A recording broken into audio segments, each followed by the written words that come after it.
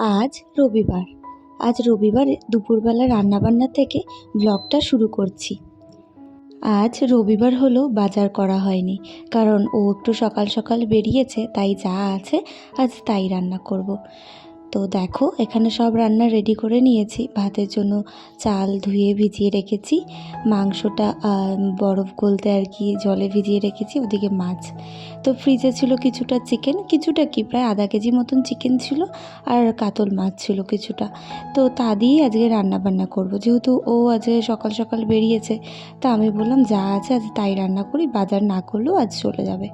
তো কাঁকরোল ভাজা, আর এদিকে হচ্ছে পাট শাকের ঝোল করছি রসুন সম্বার দিয়ে।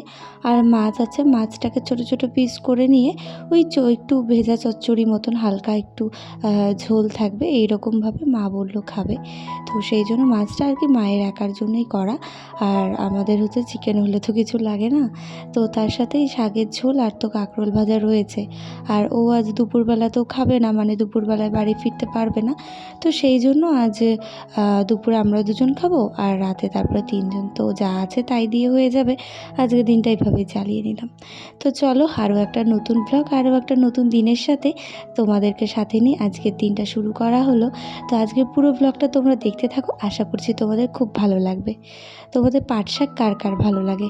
পাট শাক কিন্তু আমার বেশ ভালোই লাগে, কিন্তু মায়ের হাতে সেই পাট শাকের ঝোল, মুসুর ডাল দিয়ে পাট শাক বড্ড মিস করি।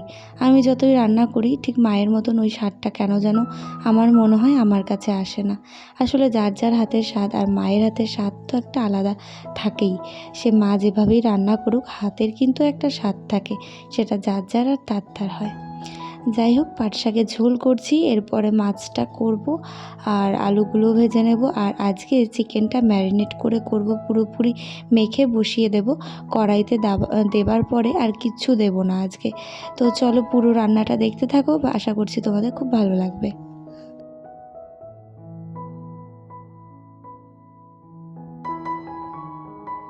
মাছটা একদম ছোট ছোট করে পিস করে নিয়েছি, ওই চচ্চড়ি মতন করা হবে, তো সেই জন্য এইভাবে পিস করে নিলাম, মায়ের দুবেলা ভালো মতো হয়ে যাবে। আর এর আগে একদিন কাতল মাছের কুটি ভাজা করেছিলাম, সেটাও কখনো তোমাদের সাথে শেয়ার করব। সত্যি অসাধারণ হয়েছিল সেদিন। তো সেই রেসিপিটাও ওই যখন মাছ অল্প থাকে তখন আর কি ছোট ছোট টুকরো করে বেগুন দিয়ে করা হয়, কখনো তোমাদের সাথে শেয়ার করব। আর দেখো, ওই বললাম না চচ্চড়ি মতো, তো একটু আজকে সবজিটা বড় করে কাটা হয়েছে, যেহেতু হালকা ঝোল রাখবো বললাম। আর পেঁয়াজ কুচি দিয়ে আর কি সবজিটা নুন হলুদ কাঁচা লঙ্কা আর একটু জিরে আর লঙ্কা বাটা দিয়েছি, ব্যাস তা দিয়ে আজকের এই মাছটা আর কি করা হবে।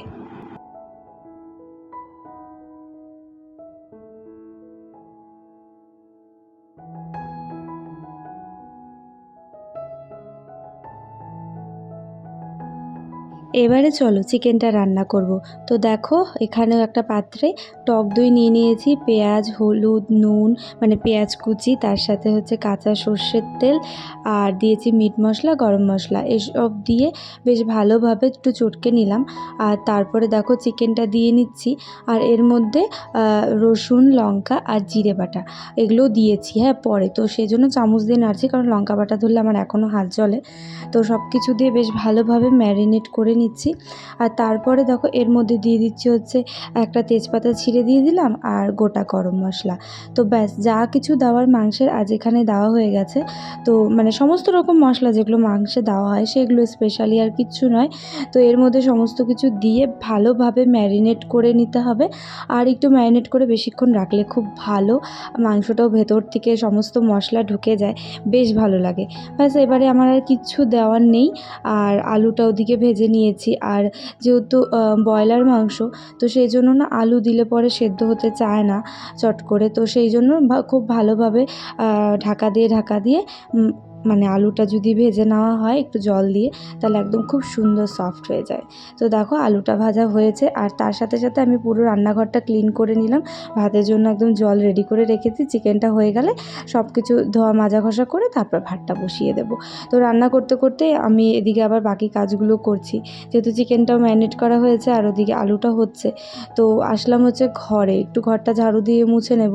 তো আমার ঘরে এই সময় অন্ধকার, দেখতে পাচ্ছ, আসলে সব জানলা দরজা বন্ধ, তার কারণ সারা রাত এসি চলে, তার জন্য না সকালের দিকটাতে প্রায় দুপুর পর্যন্ত ঘরটা বেশ ঠান্ডা থাকে। কিন্তু এটাই যদি আমি জানালা খুলি, বাইরের রোদ এসে ঘরটা একদম পুরো গরম হয়ে যাবে। তো যতক্ষণ ঘরের এই ঠান্ডা ভাবটা রয়েছে ততক্ষণ রাখার চেষ্টা করি। তো এসে একটু দেখলাম এই যে কিছু জিনিস এদিক ওদিক হয়েছে, ঘরটা গোছানোই রয়েছে, গুছিয়ে নিয়েছি আগে। আর এখন থেকে জানো তো রাতের বেলায় আমি অনেকটা করে কাজ এগিয়ে রাখি, মানে করে রাখি। দিনে গরমে কাজ করতে ইচ্ছে করে না। তো ঘর গোছানো বলো, ঘর মোছা, টুকটাক আর কি ছোটোখাটো কাপড় ধোয়া, এগুলো আমি করে রাখি। তো দেখো ওইভাবে একটু ঘরটা গুছিয়ে নিলাম আর ঘরটা ঝাড়ু দিয়ে মুছেও নিলাম। মুছে নিলাম বলতে এখনও মোছা কমপ্লিট হয়নি, তারই মধ্যে দেখলাম আলু ভাজা হয়ে গেছে। তো চলে এসেছি আলু ভাজার এই তেলটার মধ্যে জাস্ট একটু চিনি ফোড়ন দিয়েছি কালারের জন্য, আর কিচ্ছু নয়। ব্যাস এবারে হাই ফ্লেমে চিকেনটাকে কষিয়ে নেবো, আর চিকেনটা আজকে কষা কষাই করবো, ব্যাস আর কিছু দেওয়ার নেই, তাই আর কিছু বলছিও না। তোমরা এখন ভিডিওটা দেখতে থাকো।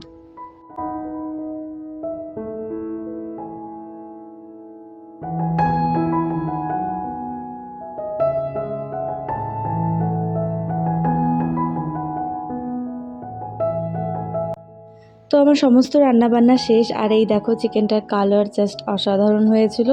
তো চিকেনও হয়ে গেছে। এবারে আমার সব মাজা কষা শেষ করে ভাতটাও বসিয়ে দিয়েছিলাম, ভাতটাও নামিয়ে নিয়েছি। আর তারপরে একটু কাঁচা আম মেঠা আর কি মনা আমি দুজনে মিলে মেখে আর কি খেতে বসেছি। কি করবো, এটা তো পোকা, সব খাওয়া গেল না। তাহলে এই বাড়ি যাবো আম পাড়তে। হ্যাঁ, উপরেরটা না, এটা পাকা আছে, কোটাটা ছোট হয়েছে।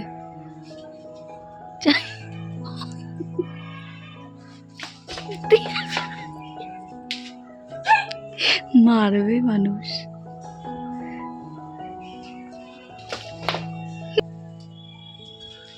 সব এই গাছে আম খেতে খেতে শেষ। এই বাইরের দিকে টান মারো, বাড়ির ভিতরে পড়লে কিন্তু গেল।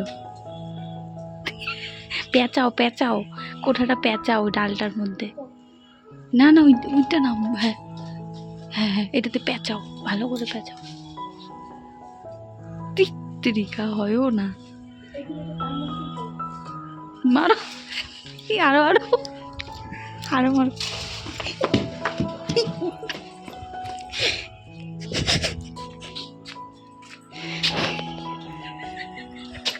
তো নিয়ে আসলাম আম, আর তারপরে হচ্ছে আম মাখা করা হলো। আমি সব এগিয়ে দিয়ে মনা মাখে। তো প্রায় এবারে আমাদের মানে এই সিজনে সবথেকে বেশি আমরা, মানে এই সিজন বলছি কেন, মানে এবারকার সিজনে সবথেকে বেশি আমরা কাঁচা আম মাখা খেলাম দুজনেই, মনাও আর আমিও। প্রত্যেকবার খাওয়া হয় কিন্তু এতটা নয়, কিন্তু এবার যেহেতু দুজনের সাথী হয়েছি সেই জন্য প্রচুর পরিমাণে আমরা আম মাখা খেয়েছি। তো দুজনে আম মাখতে নিলাম, তো সাথে অনেকেই এলো, বেশ আনন্দ করে আম মাখা খাওয়া হলো। তো এখন ফিরে আসি একবার হচ্ছে সন্ধেবেলায়। তো এখানে দেখো চা, আর তার সাথে একটু আলুর পাকোড়া করেছি। ওই একটু চপ খেতে ইচ্ছে করছিলো, কিন্তু বাইরের চপ খাওয়া তো আমার ভাগ্যে নেই, কারণ প্রত্যেকটা চপের দোকানে ওই চিংড়ি মাছ হয়, সেজন্য আমি খেতে পারি না। কিন্তু সেই এখন চপ করতে গেলে বাড়িতে সময় লাগবে, সেই জন্য একটু হালকা পাতলার মধ্যে একটু আলু একদম ঝিরিঝিরি করে করে আলু মানে কেটে নিয়ে তার মধ্যে একটু কোটিং করে তারপরে হচ্ছে ভেজে নিলাম চায়ের সাথে। আর তার সাথে তোমাদের দাদাভাইয়ের একটু নকশা দেখে নাও, ক্যামেরার সামনে যে নকশাটা করছে, আর তার সাথে মুভি দেখা চলছে। সন্ধ্যেবেলা একটু ওর সাথে বেরোচ্ছি, ঘুমিয়ে টুমিয়ে উঠে চাটা সবাইকে করে দিলাম। আর পরে ও আসলো, আর তারপরে সব চাটা খেয়ে সব মানে বেরোলাম ওর সাথে, একটু একটা জিনিস নিতে বেরিয়েছি। তো কবে থেকে নেবো করছে, নাও হচ্ছে না। তো আজ রবিবারও ছিল, তো ও বললো চলো বের হই, নিয়ে আসি, মানে যাবো আর আসবো এরকমই কাজ। আর যা গরম পড়েছে, গরমের শেষ সত্যি। তো আমি একটু স্মার্ট পয়েন্টে আসলাম আর কি নিতে, কিন্তু এখানে পাইনি, পরে গিয়ে অন্য জায়গা থেকে নিয়েছি জিনিসটা।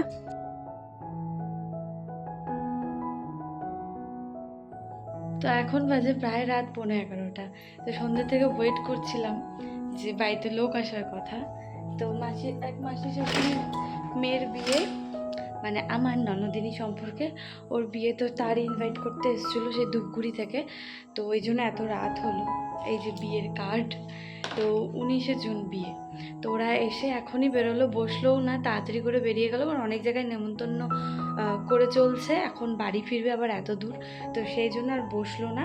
তো এই বিয়ের কার্ড দেখলাম আমি বের করে, আর আমাদের এখন খাওয়া দাওয়া হয়নি, হবে। তো চলো খাবার দাবারগুলো সব গরম করব না কি করব দেখি। যদিও আমার বাড়িতে কেউ গরম খাবার খেতে চায় না, বিশেষ করে এই গরমে তো খাবেই না, তো ওদেরটা দিয়ে আমারটা গরম করে খাবো। তো চলো আজকে ব্লগটা এখানে শেষ করছি, তোমাদের সাথে দেখা হবে আবার পরের ব্লগে। সবাই ভালো থেকো, সুস্থ থেকো, সাবধানে থেকো, টাটা।